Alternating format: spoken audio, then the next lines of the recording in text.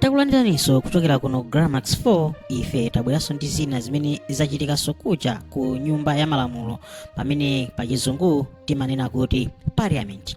Kumene kuti paja nthawi ino ndi imene aphungu a nyumba ya malamulo akuunikira makamaka budget imenetu inapangidwa present ndi Nduna ya Yazachuma amene wanda Joseph mwanamveka lachisanu lapitali komatu wabuka mpungwepungwe kutsatira kulengeza kwa budget imeneyi makamakatu ena achipani cholamula akuti MCP inasakaza ndalama zambiri za boma. Koma kodi mwamva zimene yachita mbali yotsutsa boma imene ili yayikulu mu nyumba ya malamulo imene ili chipani cha Malawi Congress Party? Mwamva zimene alankhula mtsogoleri wa otsutsa boma mnyumbayi kunabuka maphokoso kunali zitopotopo. Kodi inu mwakuti mwamva kuti zimenezi mukudziwa kuti zikuchokera pati? Akuti tu pali upo wina umene kuchitika. Ife tikupempheni kuti takhalani pomwepo pamene tu Samia Suleiman amene ali leader wa mnyumbayi amene ali speaker wa nyumbayi akuyambitsa zolankhulasi. Koma inu kodi munamva zimene walankhula Simplex chichola mnyumbayi kutsatira zimene ananena mwanamveka? Tapangani like, tapangani subscribe pamene ife tikupasani nkhani zimenezi. Thank you, Mr. Speaker, sir, for giving this opportunity to the people of Luchenza municipality to stand on a point of order. Mr. Speaker, sir, is it in order for the member who has just presented the statement here to display act of mental health problems? The member who actually presented the statement here is actually deluded. He believes the Malawi Congress Party will be back in government in 2030. That will never happen. That's a clinical sign of behavior disorder. Is it in order to display such behaviors in Parliament? Mr. Speaker, sir, is it in order as well for the member of Lilongwe Northeast to wear that Chinese suit here without a tie? Is it in order? Thank you. Spokesperson, you have 30 minutes. Thank you, Mr. Speaker, sir. Mr. Speaker, sir, I rise to deliver a principled and constructive response to the mid-year budget statement and review presented by the Honorable Minister of Finance, Economic Planning and Decentralization. The statement exposes a fiscal path that is troubling, unsustainable, harmful, and detrimental to the welfare of the ordinary Malawians. It reflects policies rooted not in economic recovery but in desperation, policies that risk further weakening our economy, overburdening and eventually strangling the very citizens we are meant to serve. Mr. Speaker, sir, allow me to say that this statement is but a list of promises we cannot afford, financed by debt we cannot stain, wrapped in a language that sounds generous today but will cost our children tomorrow. That's the heart of my message. Everything else I say, Mr. Speaker, sir, is but evidence. Revenue strategy, punitive and counterproductive. Mr. Speaker, sir, the Honorable Minister reported that the domestic revenue has underperformed by 3.8%, with tax revenue falling short by 4.4%, largely due to weak economic performance. Taxes on goods and services alone underperformed by 74.7 billion and pay as you earn by 39.2 billion. These figures, Mr. Speaker, sir, highlight what this House has long recognized. Our tax system is highly sensitive to economic activity and cost of living trends. If our levels of production are severely strangulated by indigenous and exogenous elements in our economic system, one would not expect higher level of economic productivity. Levels of investments in economic sectors pursues a path of free fall, and sadly, private sector investments suffocate too. What we need is some deliberate inducements to motivate those involved in production to focus more on production and more production investments. Our policies and development strategies that we develop and implement ought to be reflective of such a desire to achieve more economic productivity. While enforcement is necessary, Mr. Speaker, sir, we must avoid excessive pressure on taxpayers, especially when businesses and households are struggling to recover. Revenue measures should prioritize economic expansion, job creation, and confidence building. Introduction of new tax measures, such as the increase in VAT from 16.5% to 17.5%. Mr. Speaker, sir, the decision to raise value-added tax from 16.5% to 17.5% is a direct attack on the cost of living. At a time when inflation is already hovering around 30%, increasing VAT will drive up prices of everything, from salt to bread to soap to transport. The minister claims this is merely reverting to old rates, but the poor do not eat history, they eat food. And that food has just become unaffordable to our grandmothers at Masambanjati, Nkhani, and other places in so many districts. Mr. Speaker, sir, this decision to raise VAT has got costly and excruciating implications on the ordinary people who are being asked to tighten their belts while we seemingly desire to loosen ours. Increase in VAT will raise the cost of living, making essentials like food, fuel, education, and utilities more expensive.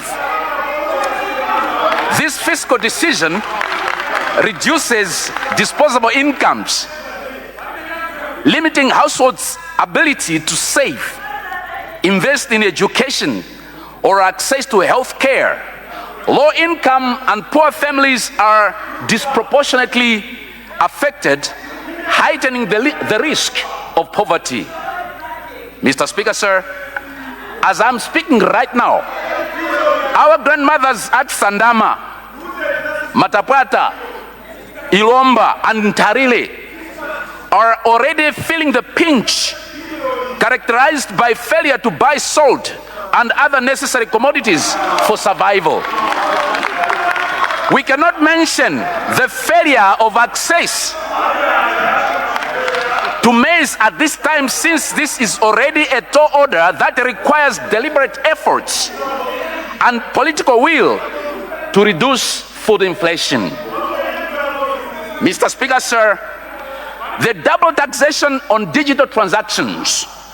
Mr. Speaker, sir, beyond the increased VAT and the pathetic introduction of a 0.05% levy on bank transfers and mobile money transactions is regressive and backward. Mr. Speaker, sir, allow me to say, whilst we are attempting to encourage electronic transactions on one hand, on the other, we are discouraging. We are discouraging the same by introducing these levies. It is retrogressive and excruciating because of the following reasons. 1, you are punishing the villager receiving support from their family in the city. 2, you are punishing the small business trying to go cashless. 3, you are punishing the unbanked for trying to enter the formal economy. This is not a modest levy, as the minister claims. It is a tax on the movement of money itself. It will force our people back to keeping cash under their mattresses and pillows, reversing years of financial inclusiveness. Mr. Speaker, sir, what is more worrisome is the development on suggested expanded pay brackets, taxation of gambling and lottery winnings. Mr. Speaker, sir, removing the tax threshold on betting winnings is petty. Many of our youths, failed by the lack of jobs, have turned to betting as a desperate survival mechanism. While we do not condone gambling as an economic strategy, taxing their small winnings of 2,000 kwacha or 5,000 kwacha or 10,000 kwacha shows a government desperate to scrape pennies from the pockets of the destitute. Mr. Speaker, sir, one other challenge we will face is bordering on the enforcement of withholding tax on rental income. The suggested mechanism will cumulatively increase the financial burden on citizens and businesses. Measures like the cement import surcharge and insurance levies further raise costs of consumers and enterprises. Mr. Speaker, sir, let me say at this point in time that our friends on the other side of the aisle impregnated Malawians with hope, making them believe that they had the magic wand to turn things around instantly, and every promise was with immediacy. These policies are likely to dampen consumer spending, constrain business activity, and slow economic growth. Domestic enterprises, especially those dependent on imports, face higher operating costs amid foreign exchange shortages. The combined effect risks fueling inflation, weakening the kwacha, and reducing access to credit for farmers, small businesses, and households. Individuals in the process will suffer. Households, Mr. Speaker, sir, will choke. Business will not produce. The economy will be brought to its knees. Mr. Speaker, sir, how does the Honorable Minister, who is my fellow ex-banker, think that Malawians will breathe? While the government's objective to increase revenue is understood, the approach adopted sends a concerning message. Instead of promoting fiscal stability and growth, it places additional strain on Malawians, slows private sector development, and risks deepening inequality. Revenue measures must be balanced with the capacity of citizens and businesses to absorb them, and attention must be given to policies that stimulate growth, job creation, and sustainable development.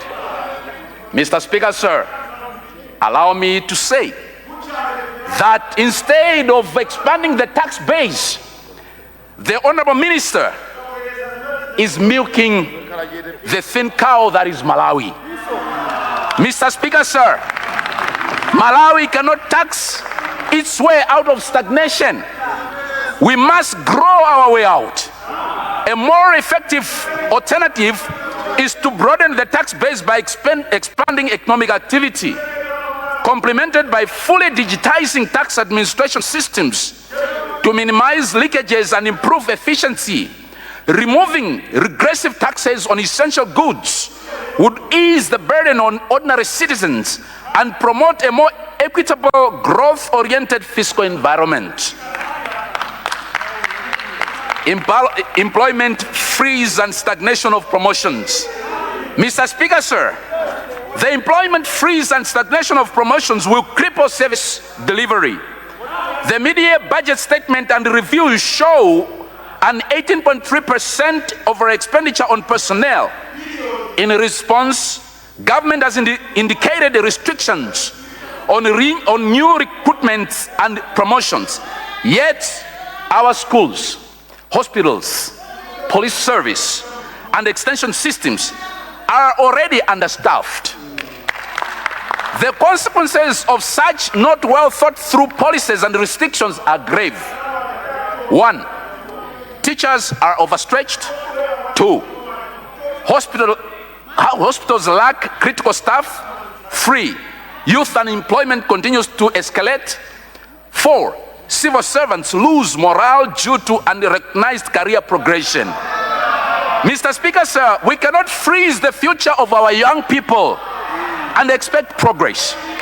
A more constructive alternative would be targeted, sector-specific hiring that protects critical services, supported by transparent, performance-based promotion systems that reward merit and strengthen morale.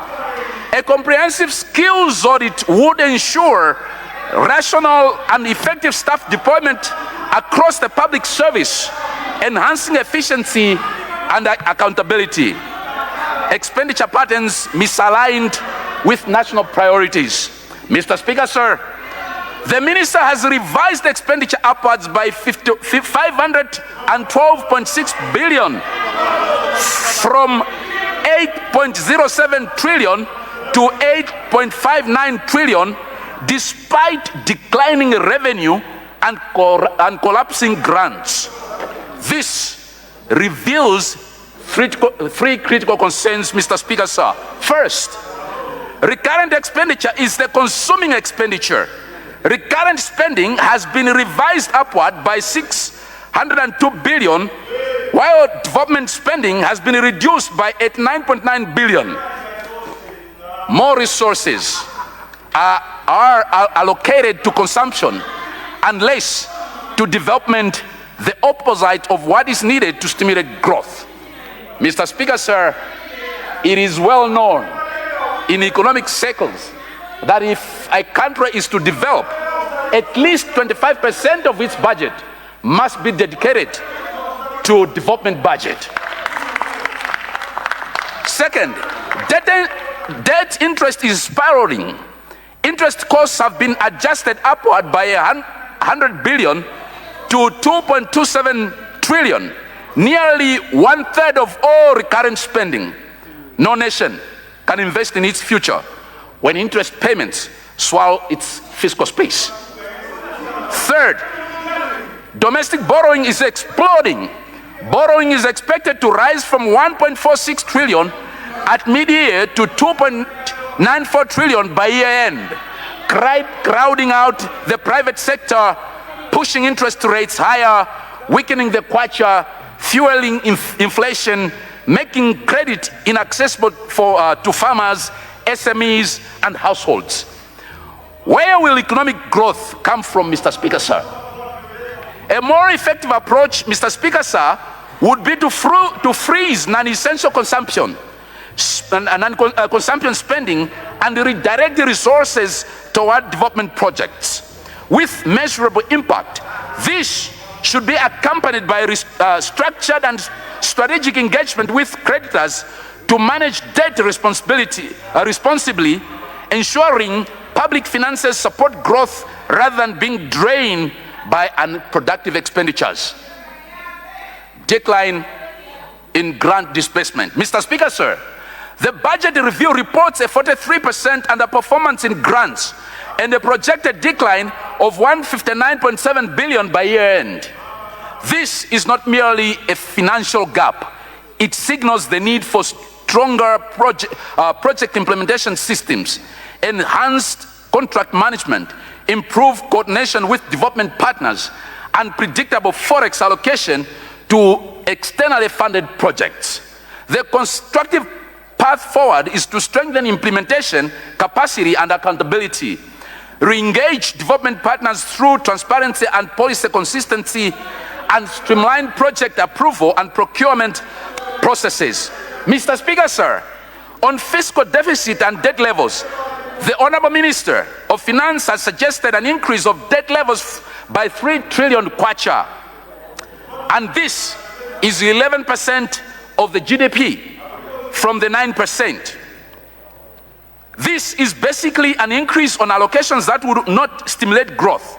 Mr. Speaker, sir, this renders the rhetoric of deficit sustainability doubtful. We, therefore, request the Minister to pronounce himself on this contradiction, more especially on issues and mechanisms that he intends to employ to manage the deficit in a sustainable manner. Social sectors under pressure. We acknowledge, Mr. Speaker, sir, the positive intentions behind increased allocations to FISIP, pensions, and free education. However, the Minister's statement raises concerns. 1.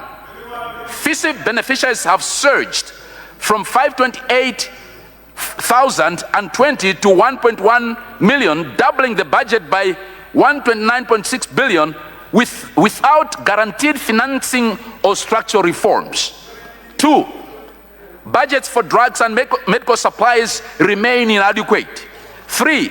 Free primary and secondary education has been announced without clarity on teaching materials, classrooms, or sufficient teachers. Remember, Mr. Speaker, sir, that our friends promised scrapping school fees in secondary schools in September, something that hasn't happened. But that is not to belittle the statement that has been made on the lack of preparedness in terms of the implementation of the said policy. These politically attractive commitments, Mr. Speaker, sir, risk failure if rushed and underfunded. This House has always emphasized that social programs must be protected and properly structured to deliver maximum value. Reforming FISIP through digitization and strict targeting, fully costing and phasing free education policies, and aligning resources with actual commitments are essential. The blame game budget. Mr. Speaker, sir, we have listened to the Minister present what can only be described as a punishment budget, and instead of offering hope and a clear path to recovery, the administration has chosen to engage in a tired political blame game, targeting the previous MCP administration, and this, at its minimum, is lazy, Mr. Speaker, sir, and unwitty, and at best, dull and diabolic. Blaming the previous government does not put food on the table, bring forex into our banks, or lower fuel prices. The people of Malawi elected this administration to solve problems, not to complain about the past. This budget solves nothing.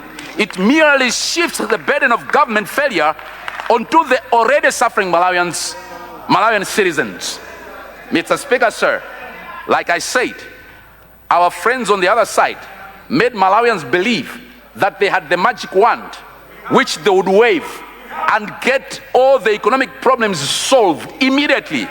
But what is happening and what is transpiring is that there is a blame game, Mr. Speaker, sir. The budget overtaxes Malawians. New economic activities are needed to broaden productivity, not just overburden people. Suspending recruitment does not motivate young people. First recruitment offers hope. What job creation activities activates is the government putting, let me take that again. What job creation activities is the government putting in place? The VAT and tax increases rob people of buying power, and the automatic fuel price mechanism will fuel inflation. The debt analysis focuses on the kwacha value, not on the dollar value, obscuring the true picture. I invite the Honorable Minister of Finance, Economic Planning and Decentralization to think and not to hide behind child play games. Think, Mr. Minister, think. The killer tax measures the poor agenda. The most shocking aspect of this budget is its assault on the disposable income of ordinary Malawians. VAT hike from 16.5% to 17.5%. Raising VAT is a direct attack on the cost of living. With inflation near 30%, this would drive up the prices of everything. The poor, like I said, will not eat history. The real taste, Mr. Speaker, sir, will travel bans apply to the highest office or only to juniors, while seniors continue to fly in luxury jets? We will be watching. Payroll audit. We warn that the announced headcount must not become a political tool of witch hunting to purge civil servants based on party affiliation. Mirage of populist promises. The budget is filled with sweet promises designed to distract Malawians from bitter tax hikes. Let me remind the minister that Malawians see, they guard their money jealously. You will not hoodwink them by giving them carrots, and we will join Malawians in being watchful. 5 billion kwacha CDF. The minister promises 5 billion per constituency, but not now. It starts in April 2026. This is a post-dated check, Honorable Minister, on an empty account designed to bribe MPs and voters for the future. If the money is there, release it now. And the minister should be reminded, Malawians are watching you. Free secondary education. We support free education, but where is the funding? The deficit is over 3.1 trillion. Borrowing to pay salaries is unsustainable. Unless funded by sustainable revenue, our schools will collapse under overcrowding and lack of materials. We argued after the SONA, and we reiterate now, free secondary education means no boarding fees and nothing less. And the minister should be reminded, Malawians are watching you. AIP expansion. Increasing beneficiaries to 1.1 million sounds noble, but with what forex will you import the fertilizers, Honorable Minister, with no reserves? This is a recipe for empty depots, frustration, and hunger. As we noted in our response to the SONA, we reiterate now, your manifesto mentioned 4 bags per every household and not 2 bags. And again, this was not to the 1.1 trillion. They said every farming household would get 4 bags of fertilizers. Malawians are waiting. Economic reality, Mr. Speaker, sir. The minister claims the previous government destroyed the economy. Let us correct the record. Global context.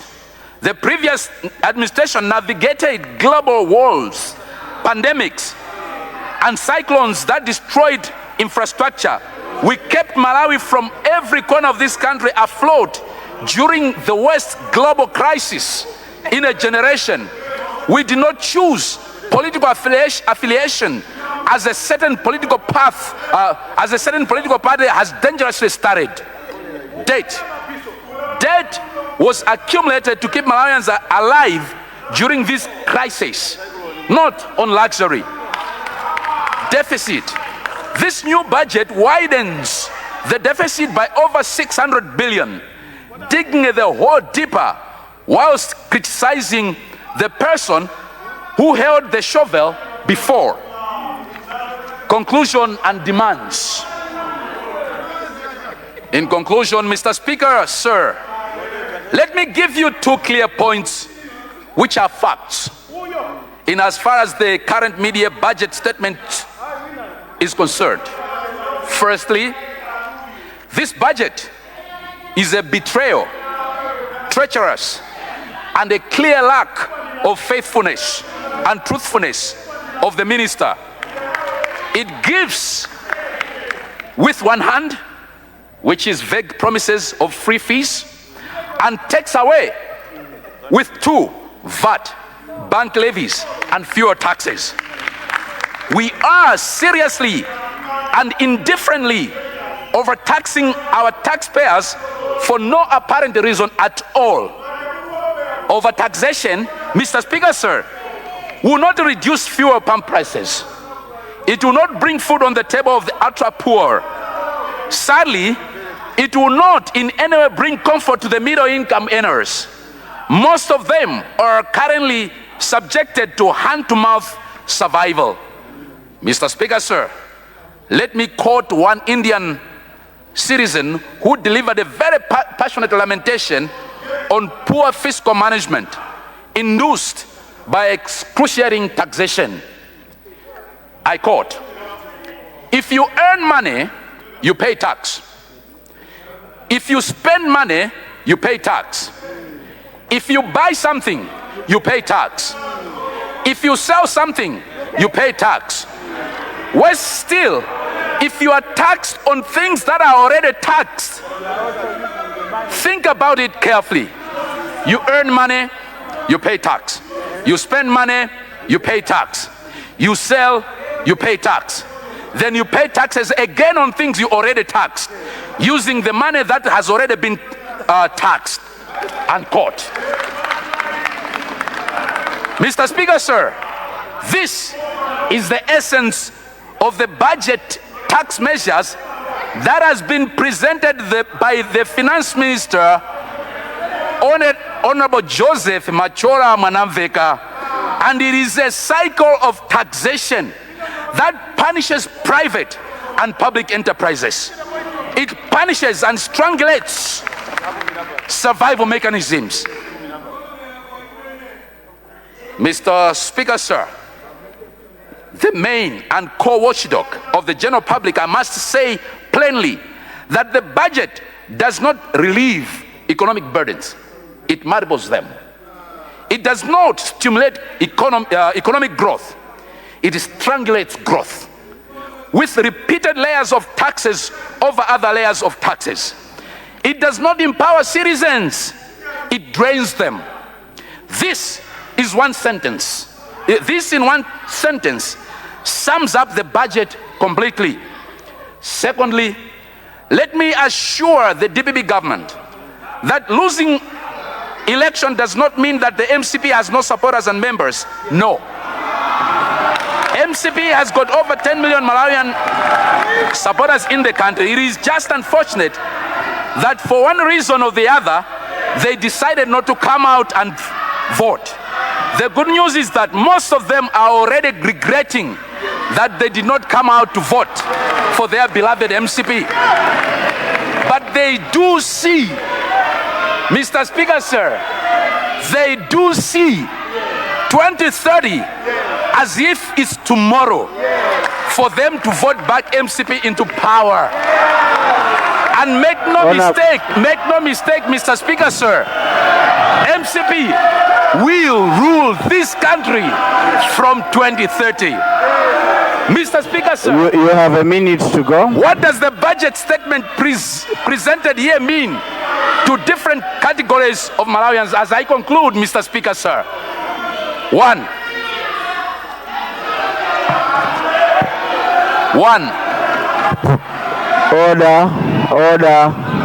Order. Honorable spokesperson, consider winding up. I am winding up, and I beg your protection. Let me be heard in silence. Honorable members, let's have order. Order. Mr. Speaker, sir, what does the budget statement presented here mean to different categories of Malawians? One, for the civil servants, it simply means that your take-home pay has been reduced because it will now be heavily taxed. 2, for the general public, it means you have been robbed the buying power for the goods and services, since the value of your money has been devalued silently.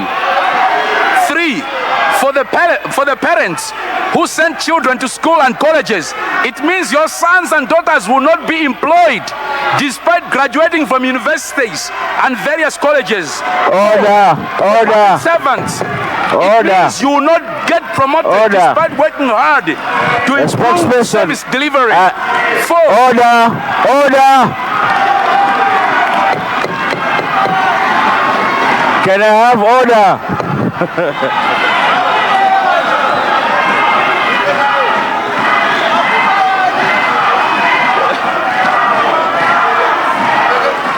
for motorists and the road users,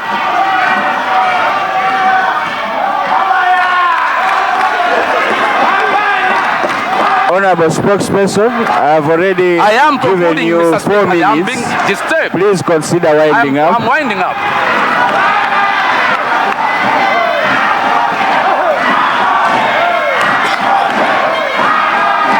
For motorists and other road users, it simply means that fuel prices will be increased at the pump station because no one will be controlling it. Since this government has openly told Malawians that it is powerless at the hands of market forces and financial institutions that have declared fiscal management measures. Mr. Speaker, sir, do we have any hope for the future? Yes, Mr. Speaker, sir. We have got 1,750 days for Malawians to go to the polls, and that time is September 2030. Malawians will speak with one voice to send the DPP government on this side of the aisle. Thank you. The opposition. Thank you. Will be. Spokesperson, I have actually given you extra 6 minutes. And I appreciate, Mr. Speaker, now, sir. Please. I appreciate, Mr. Speaker, sir. As the opposition, we would be happy to have a budget that focuses on production rather than consumption. We are therefore calling for the restraint and the responsibility. Together, we must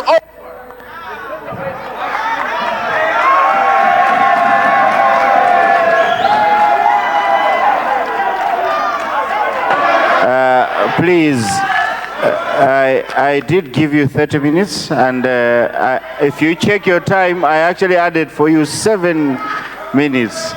But I'm sure your response will be circulated, and they'll take note of it. Thank you so much. Thank you so much.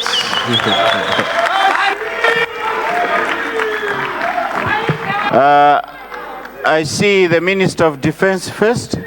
Is that a point of order? Yes. Go ahead.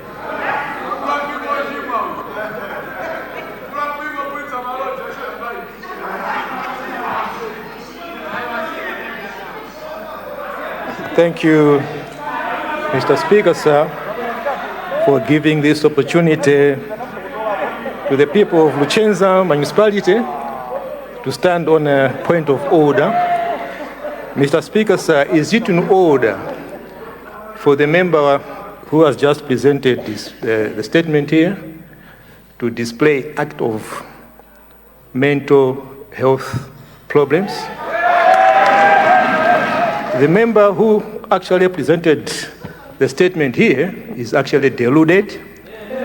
He believes the Malawi Congress Party will be back in government in 2030. That will never happen.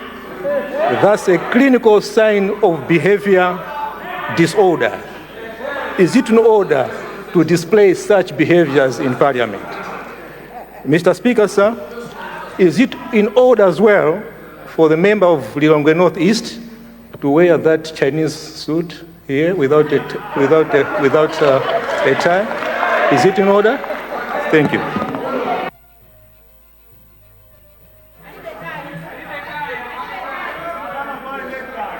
Point of order. Zomba Malosa. Thank you so much, Right Honorable Speaker, for giving people of Zomba Malosa for this point of order. Mr. Speaker, sir, is it in order that the person just resumed his seat now could be speaking something, forgetting that he has got something to tell Malawians about the Benz from SATA. Is it really in order? He knows very well that he benefited a Benz. Till today, he hasn't told us how he got that Benz. Malawians are suffering, and yet he was there explaining things that are not real. Is it in order, Mr. Speaker? No. Yazachuma. Thank you so much, Your Honor, Right Honorable Speaker.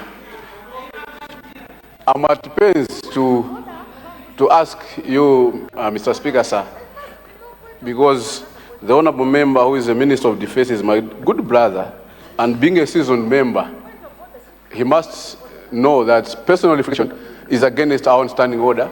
So I wanted to ask you, Mr. Speaker, sir, is it in order that the Minister of Defense, who I know is a clinician, but he last practiced his clinical certificate 15 years ago, he can stand here and certify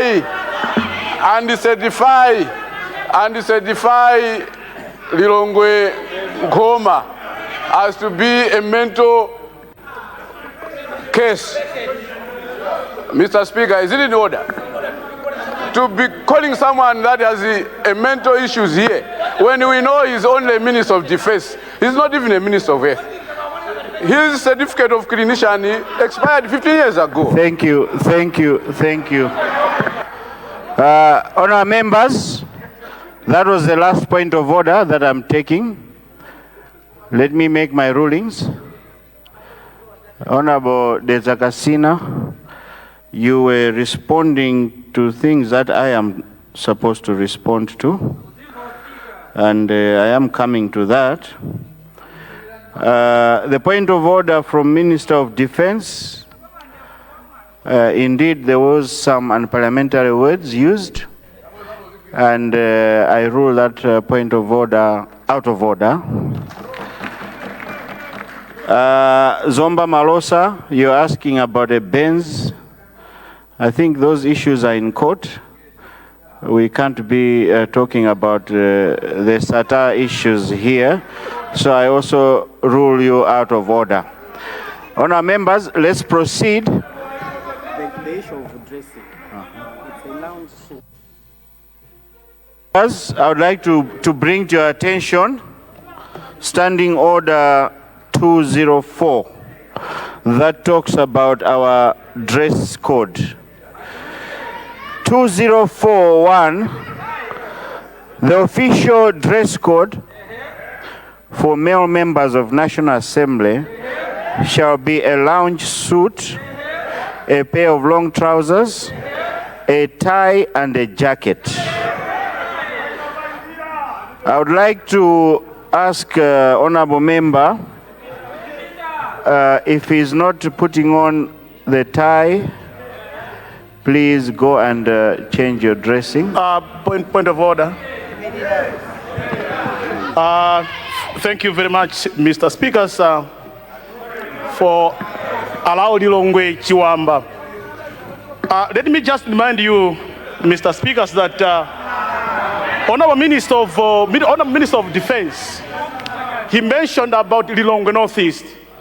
My constituency is not Lilongwe Northeast, it's Lilongwe Chiwamba. One. Secondly, let me inform the whole House. I don't put on local suits like Honourable member.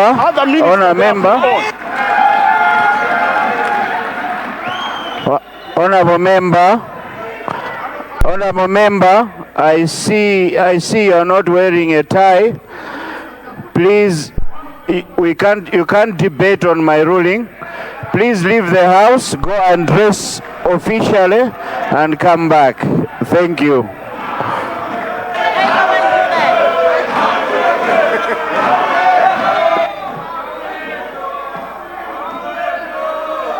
Honorable members, this is a lesson for all of us.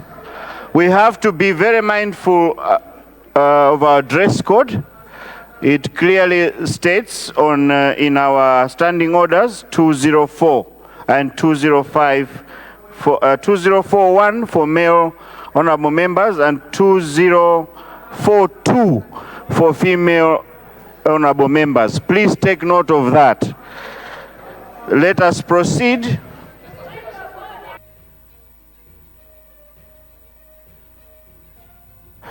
Honorable members, can I have the chairperson of the budget committee?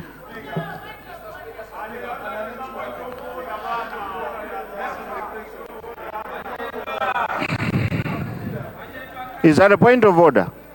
What has gone out of order, Honorable?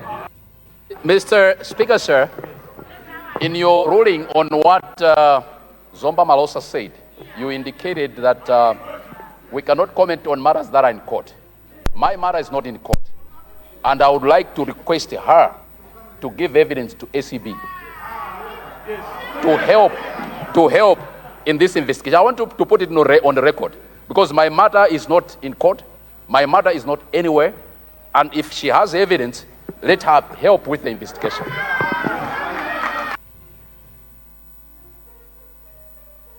Honourable Member, I made a ruling on that. If you are not satisfied, you can write to my office. But I did make a ruling. It's a petty issue. Let's forgo that one. Honourable members, I see the leader of the House standing. Right Honourable Speaker,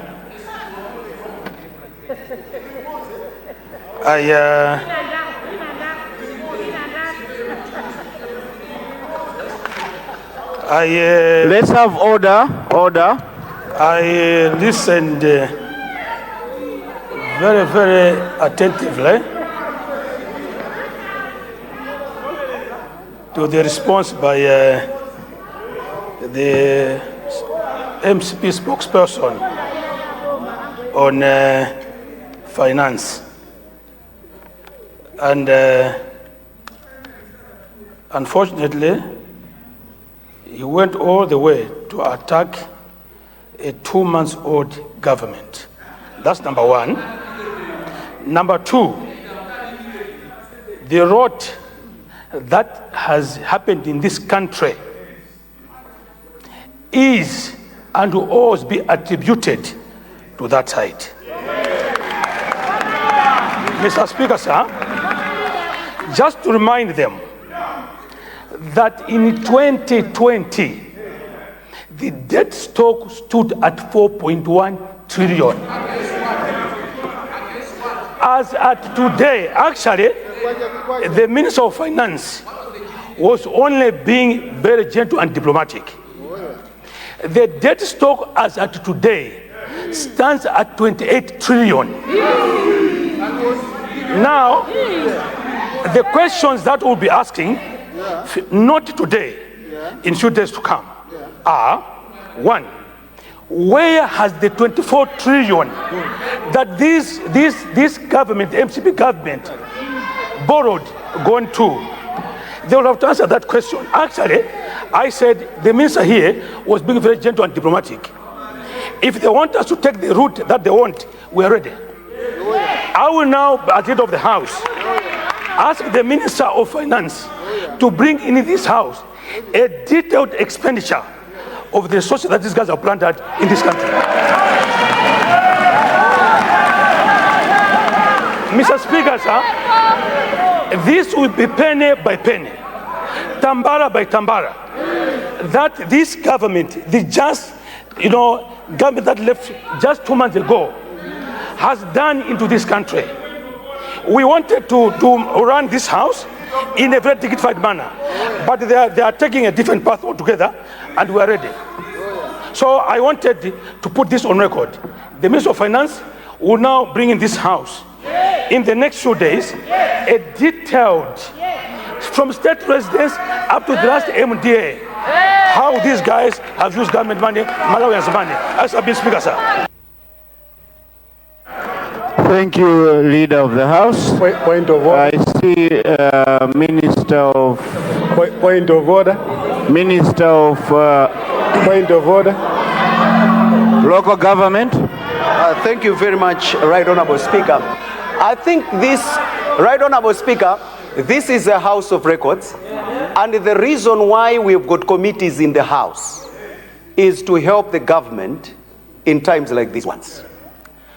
Once the minister presents them here, the responsible committee has got to look at those 1 billion kwacha sheets in details, and then present naming and shaming on who bought what and where, including maheu that are there, including shirts that are there, including 50,000 kwachas that were being paid at the State House, whether that was within the budget line or not.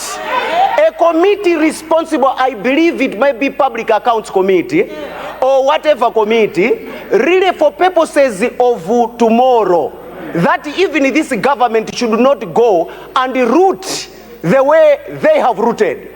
From 4.5 trillion, we can't go to 28 trillion. That is criminal. And those perpetrators must be arrested forthwith, because that is very dangerous for this country. I submit. Honorable members, can we proceed? I see Leader of Opposition.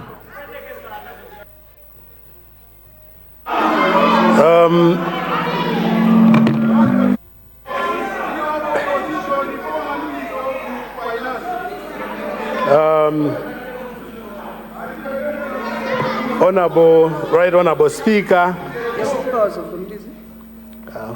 Okay. Right Honorable Speaker, Standing Order 148 of our standing orders is the statutes that help us run the businesses in the House. We have several committees. I would like to agree with the Minister of Local Government when he talks about the functionality of the committees. When we happen to assume the powers of the committee and bring the issues before the House will definitely become disorderly, and then it becomes difficult, Right Honorable Speaker, to transact here. I understand the reasons why we are here is because people out there are expecting that we're gonna discuss issues or matters of national importance. So for instance, yes, Right Honorable Speaker,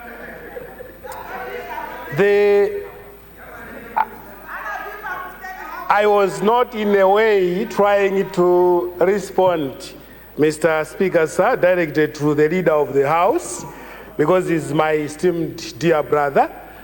But there is always this issue that goes around when we are talking about Malawi's debt, Malawi's debt management, Malawi's debt sustainability, which I understand my dear brother understands it much, much better. When we are looking at the Kwacha side, the Kwacha Valley, you will see that there is a sharp rise in Malawi's debt. But comparing the Malawi's debt of 4 trillion in